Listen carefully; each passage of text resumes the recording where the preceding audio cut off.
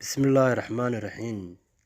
Daawadayaal ku soo dhawaada barnaamijkan qiimaha badan ee la magac baxay u gaar ah Soomaalida, kaas oo aanu idinkula wadaagi doono xogta kheyraadka inoo gaarka ah ee mahadoo dhamme u sugnaatee Ilaahay gooni inoogu galladay. Waxaynu ku eegi doonaa maanta dhanka cilmiga duurjoogta, gaar ahaan ugaadha, siiba ugaadha u gaarka ah dhulka Soomaaliyeed ee aan adduunka kale laga helin. Waxaynu ku baran doonaa maanta nooca ugaadha ka midka ah, kaas oo ah nooca siiga loo yaqaano ama calowle la yidhaahdo, labada magacba Soomaalidu ay ugu yeedho, afka qalaadna loo yaqaano Hirola. Sidoo kale waxaa loogu yeedhaa Hunter's Hertibag ama Hunter's Antelope. Magaciisa cilmiyeedka waxaa la yidhaahdaa magac cilmiyeedkiisu scientific name waa Bataris hunteri. Hunteri Wilton wuxuu ahaa ninkii helay 1888 oo ay ugu magac dareen Hunteri. Sidaa darteed gaalada nimankan xawayaanada ama aqoon-yahanadan saynisyahankan adduunka waxa ay magacyada ugu daraanuun ninkooda daah qaaday ama iyaga usoo ogaaday, laakiin inaga weliganba dhulkeena aad buu ugu noolaa oo deegaankeena nala deegaan buu ahaa. sidaa darteed magacyo badan baynu leenahayba anaga nimanka calowle ama siigba watan la yidhaahdo.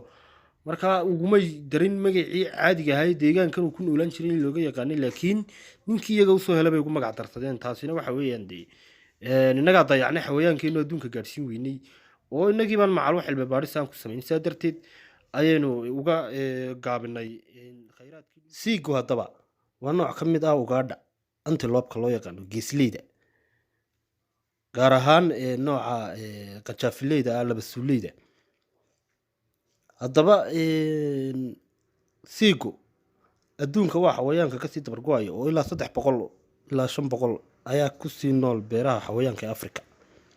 siigu asalkiisa wuxuu ahaa wadani Soomaaliyeed oo qaaradda Soomaalida Soomaali bileed ama deegaanada Soomaalida u gaarka ahaa. adduunka oo dhan meesha keliya ee uu kaga sii nool yahay geeska Afrika, gaar ahaan dhulka Soomaaliyeed ayuu ku noolaan jiray bahalkan loo yaqaano siiga. wuxuu ku noolaan jiray waqooyiga iyo koonfurta iyo hawdka Soomaaliyeed. meelaha aad uu uga buuxay Cadaadley baa ka mid ahayd oo dooxa siig ee degmada Cadaadley ayaaba loogu magac daray dooxa siig la yidhaahdaa, oo dooxa siig baa la yidhaahdaa dooxa Cadaadley. siigu waa xawayaanka ugu dheereeya ugaadha ee aan xiiqin.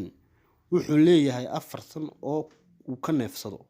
midka waa sanka caadiga ah, mid ka kalena waa kan indhaha ka hooseeya, waxaanu ka neefsadaa marka uu ordayo.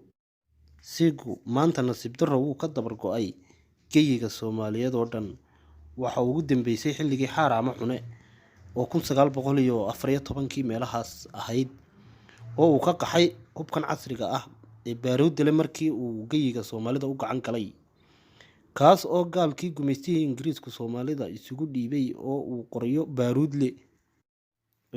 qoryo baaruudle u qaybiyey qabiiladii Soomaalida oo si ay ugula dagaalamaan gobonimo doonkii daraawiishta. kadib ayay ku ugaarsadeen duurjoogtii sida biciidkii, goodirkii, gorayadii, bacayrtii, calikudii, dabataagtii, cawshii, deeradii, garanuugtii. kadib gaagii kasii hadhay Afrikada kale uu farxadkoodii galay, laakiin deeradii iyo garanuugtii dhowaan ayay soo noqdeen oo wax yari ay meelaha qaar laga helaa. siigu wuxuu ku dambeeyey oo uu u guuray koonfurta Soomaaliya, halkaas oo uu Kenya uga sii gudbay. kadib Kenya ay u dejisatay kuna hor joogsatay hayaankiisii oo ay seere uga xidhay lagu xanaaneeyo 1973 beerta la yidhaahdo Arawala National Reserve. beertaas oo uu cabirkeedu yahay 53,324 hektar. wixii Ilaahay hibada inooga dhigay ee dadka kale inooga gaar yeelay maynu ilaashanay, gacanteena ayaynu ku dabargoynay oo waynaga maanta caydha ka joogna. haddaba haddaynu ka eegno dhanka suugaanta Soomaalida, siigu aad iyo aad buu ugu badan yahay maansada koowaad aan kusoo qaadanayno waxaa ka mid a qaansalaydu ha u sacabiyeen siiga qalataaye naagaha surwaal kale mashxarad ha u safnaadeen singeliyo waxaan dhalad ahayn siili ha u tumaaye sabaalada ha moodeen in loo sahanshay meel roone ninkii salaandheer u baxaba siibasha u xigii waxaa tiriyey abwaan qaasin allah u naxariistay gabaygii la odhan jiray siwaqroon. ka labaad haddaanan dhebi qaadhay dhag intaan kugu siiyo dhuunta kaaga aroorin haddaanan bir la dhaabay afka kuugu dhammaynoo dhareer kaa tifiqlaynin dhabbageel ka caraabay haddaan siig dhutinayiyo lagu moodin dhurwaa. waa abwaan cali jaamac habil allah u naxariistee. sidii roob intuu gaax tirsaday guban ka soo hooray ama gaaladii beerdhigo oo geydh u diriraysa ama ramad nirgihii laga guray oo gubayo oon hayso ama siig dab lala gaadayo oo geli u rooraya ama aar intuu goonjo cunay gelaya ahudkiisa ama micis godkii lagu shidoo gebi ka yeedhaysa ma gamo habeenkii hurdadu iyo gowdu waa aniga. waa abwaan faarax nuur buha allah u naxariistee. suldaanow ilmaabtaynu nahay seedi weheshaaye man galool sidaan uga sahwiyey weli saar ma goyne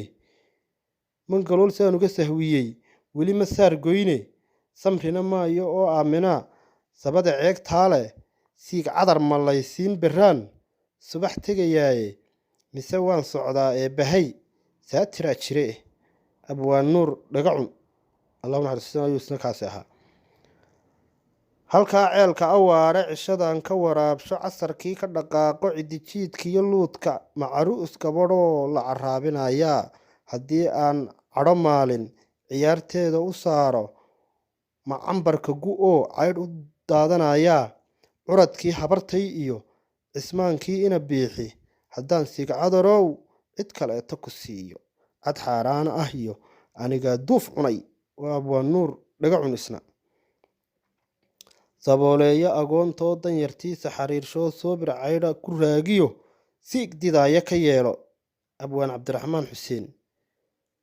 asalaamu calaykum waraxmatullahi wabarakatu.